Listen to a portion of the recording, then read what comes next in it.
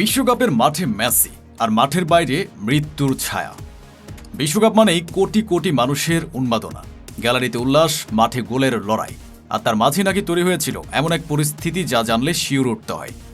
নিরাপত্তা সংক্রান্ত একটি মার্কিন নথিতে উঠে এসেছে বিশ্বকাপ চলাকালে খেলোয়াড়, রেফারি এবং কর্মকর্তাদের ঘিরে একাধিক হুমকির তথ্য।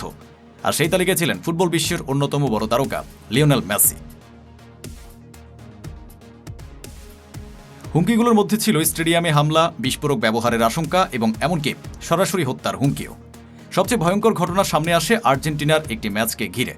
ম্যাচ শুরুর আগে ডালাস বিমানবন্দরে আসে একটি ফোন কল। অপর প্রান্তের ব্যক্তিটি দাবি করে কয়েকজন সহযোগীকে সঙ্গে নিয়ে অস্ত্র ও গ্রেনেড সহ স্টেডিয়ামে ঢোকার পরিকল্পনা রয়েছে। কিন্তু এখানেই শেষ নয়। এরপর সামাজিক যোগাযোগ মাধ্যমে মেসিকে লক্ষ্য করে আসে আরও ভয়াবহ বার্তা। এক সন্দেহভাজন ব্যক্তি দাবি করেন শরীরে বিস্ফোরক বেঁধে স্টেডিয়ামে প্রবেশ করে মেসিকে টার্গেট করবেন তিনি। একবার ভাবুন, হাজার হাজার দর্শকের সামনে মাঠে খেলছেন মেসি, অথচ নিরাপত্তা কর্মীদের কাছে তখন প্রতিটি মুহূর্তই ছিল সতর্কতার। তবে শেষ পর্যন্ত বড় কোনো হামলার ঘটনা ঘটেনি। কঠোর নিরাপত্তার মধ্যেই ম্যাচ অনুষ্ঠিত হয় আর মাঠে স্বাভাবিকভাবে খেলেন মেসি। ফুটবলে মেসির প্রতিপক্ষ হয় ডিফেন্ডার কিংবা গোলরক্ষক, কিন্তু বিশ্বকাপের এই ঘটনায় সামনে এলো আরও ভয়ঙ্কর এক প্রতিপক্ষ, অদৃশ্য নিরাপত্তা হুমকি।